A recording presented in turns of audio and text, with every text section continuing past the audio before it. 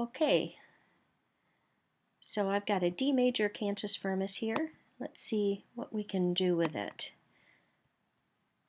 First of all, I'm going to write all half notes. I want to show you I have a couple possibilities for my cadence. I could go, I've got re, do here in my Cantus Firmus voice, so my counterpoint needs to go T do because I still need that true close cadence. And if you look on page 56, you'll see some possibilities there, but there is another possibility that's not present. Let's go ahead and show you the possibilities that you could do, which are La Ti Do. In two-voice writing in second species, I can increase my range up to 2 octaves because the half notes, I run out of room if I don't do that. So you can have 2 octaves there. Okay, so I could do this. The other option is, if it works, I could do this, just Ti do. So either one of those possibilities can work, and I can already see kind of a nice little ascent that might work well here.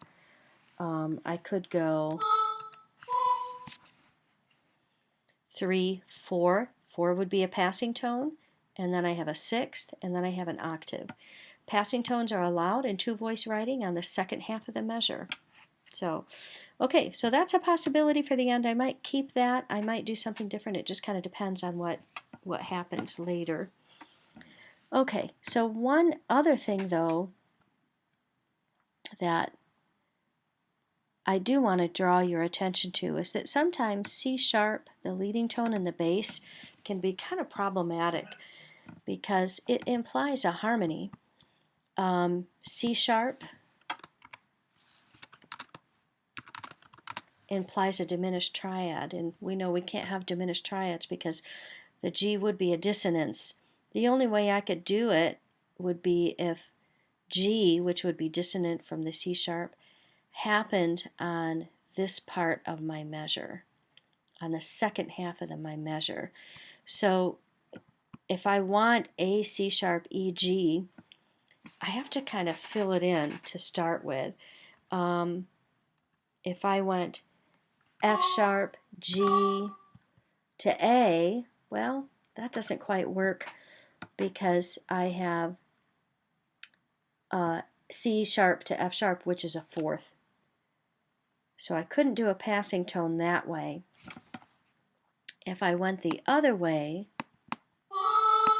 I could go A, G. That would be a neighboring tone. That could work, but maybe this would even be better. F sharp, and then to B, and then to C sharp. I think that could work. Let me show you kind of what happens when I do that. Another thing I could do is I could go, well, anyway, let me show you this. F sharp to C sharp is the leap of a fifth from strong beat to strong beat, and I fill that in. Our book calls those subdividing a leap. I subdivide it into a leap and then stepwise motion. Sometimes you can do a leap and a skip, and it makes it a way for me to not kind of compensate for that. You know what, though? I can't do that because even if I do that, I would have to come down to be here in stepwise motion. So that one doesn't work. So anyway, my point is I'm not going to have a G here. Or if I do, I'm going to come right back up to it. And I'm going to account for it in that way. And now this is a neighboring tone. And it comes up to a third, to a dissonant fourth that's a passing tone, and then to a sixth, which is my Ti do and my Re do cadence. Okay, I think that's the only way I can handle that. So I wanted to make sure I took care of the C sharp before I did anything else, because the leading tone in the bass can be just kind of tricky. So, all right, since I've got a D here, I know somewhere over here I want a higher goal tone, maybe an E or an F sharp. So I'm going to think about that, and I'm gonna kind of work my way up so that I can come above a D at some point in my counterpoint. So let's go ahead and start on, I can start in a couple of different ways. I can start on beat 1, or I can have a rest on beat 1 and start on beat 3. How about I go with an open 5th, and let's go ahead and start right there. Got a passing tone G, has to come back down here.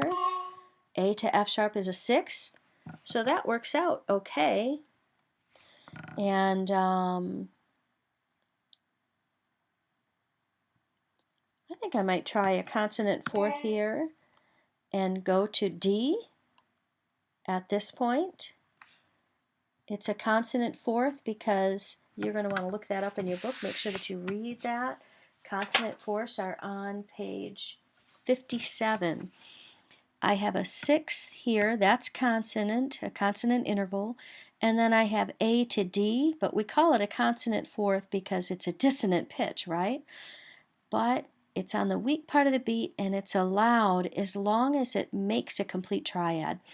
In here I have a D, F sharp, A triad, so that can work out okay.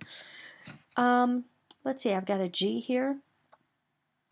I think I could go up to E at this point. Oh, and this might be a great opportunity for me to make an octave leap and compensate for that in stepwise motion in the opposite direction by coming down to D. And I think I'm going to leap again down to a consonant pitch, A. And then I'm going to come up to B. And then that's a 6th.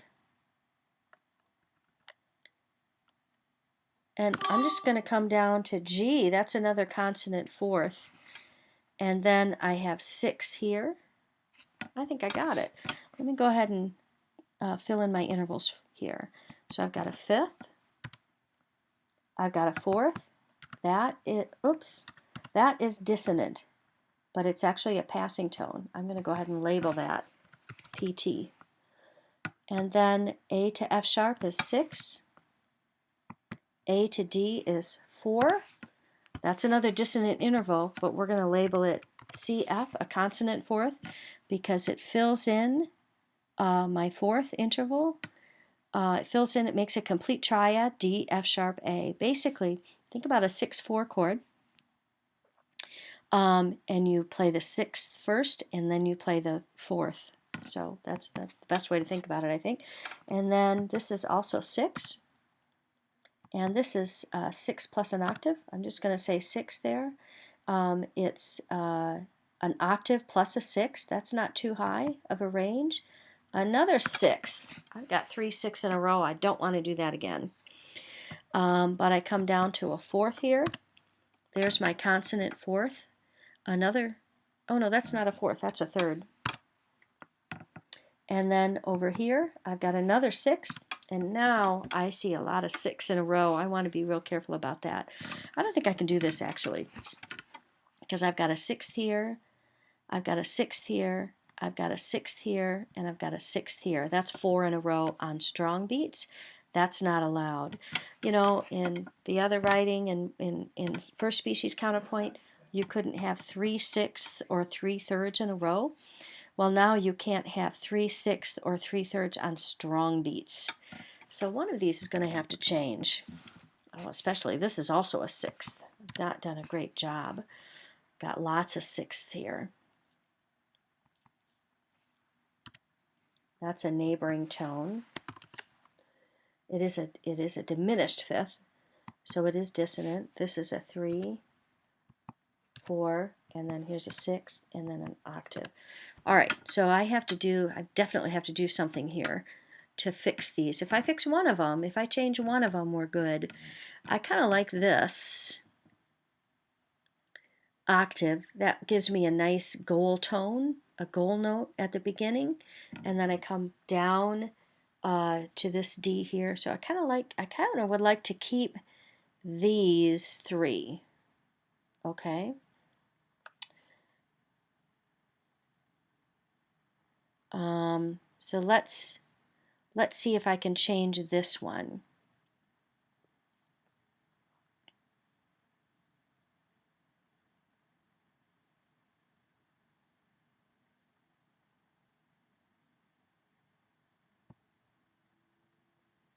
Well, how about I just get rid of this and I start on a half note.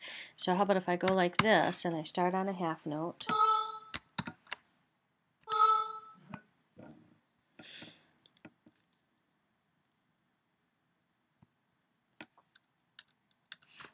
And how about we come down a fourth.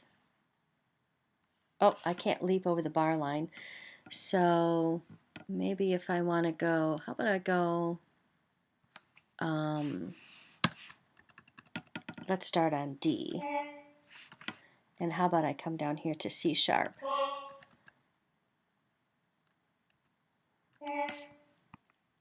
And then I make that a passing tone. D, C sharp, D, E. Okay, let's see how that changes my dissonance and my numbering here. So now I don't have anything there, and I've started on an octave instead of the other interval there. This is a third. This is still a fourth, and now it is a passing tone. And I've kept my octave leap that I like so much. I've got a sixth here, I've got a sixth here, and I've got a sixth here. I can't do that one, or I can't do this one. So let's see what I can do here. I've got a sixth and a third. I do have to go up there, don't I? So if I keep this one, if I'm going to come down to, what if I don't come down? If I go D, C sharp, B, I could do that, but then I still have a B there. C sharp, though, is consonant, so I could come down to another note, but C sharp's my leading tone. So if I go C sharp, if I have a C sharp here, I think I have different possibilities, because C sharp,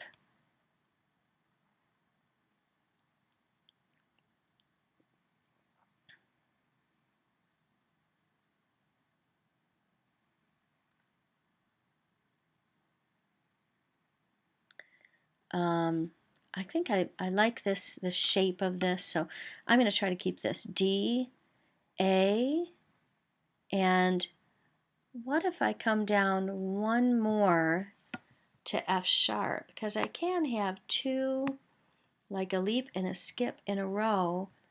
If I'm trying to leap, I can kind of fill in a leap from I can fill in a larger leap. So if this were F sharp, and I kind of filled that in by coming to A here, D, A, and then F sharp here, and then I can still go up to G here. I think that might solve it. Let's see. So the rule about the leaps is that you can have a large leap between two measures. So a D to an F sharp here, and notice I haven't leapt here, I've skipped, but you can sort of fill it in. And the consonant pitches here to fill it in would be well, I could have a consonant fourth there. I could go D, B, F sharp, but then I have quite a large leap there, so I think I'm going to stick with the A.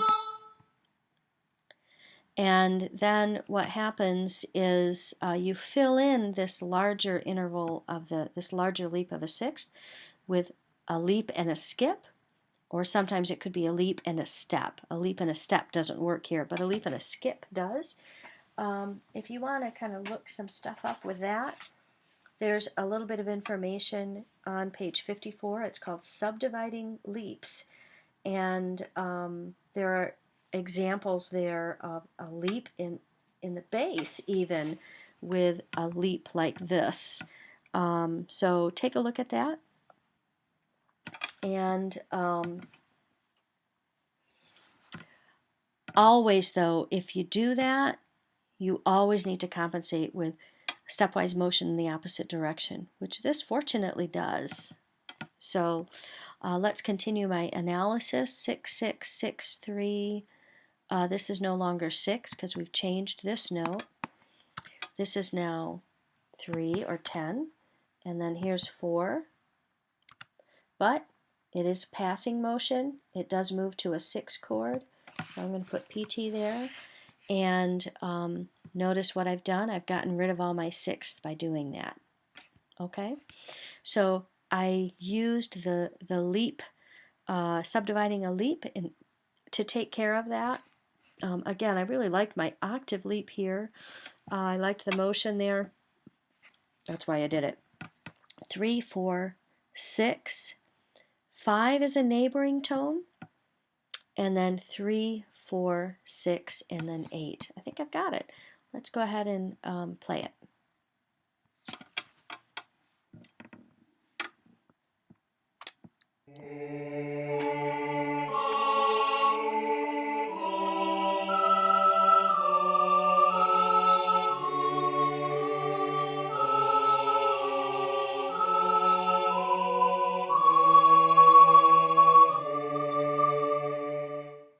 Okay, so just to kind of summarize, ran into a little bit of trouble kind of in this area.